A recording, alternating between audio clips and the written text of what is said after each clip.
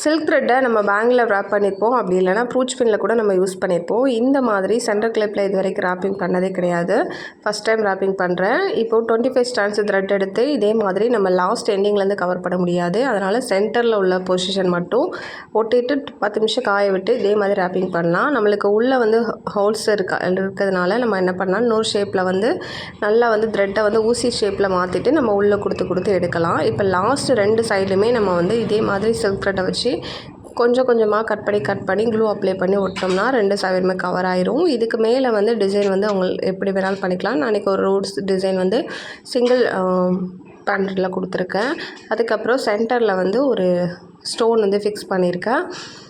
Fix பண்ணோன்னா நம்மளோட centre clip வந்து ரெடி ஆயிரும். இந்த பின் எப்படி இருந்துச்சுன்னு சொல்லுங்கள். இந்த கிளிப் உங்களுக்கு பிடிச்சிச்சுன்னா மறக்காமல் வீடியோக்கு லைக் கொடுத்துருங்க. இந்த மாதிரி கிளிப்ஸ் எல்லாம் உங்களுக்கு வேணும்னா மறக்காமல் வேலைத்தல் நம்பருக்கு கான்டாக்ட் பண்ணி டீட்டெயில் தெரிஞ்சுக்க.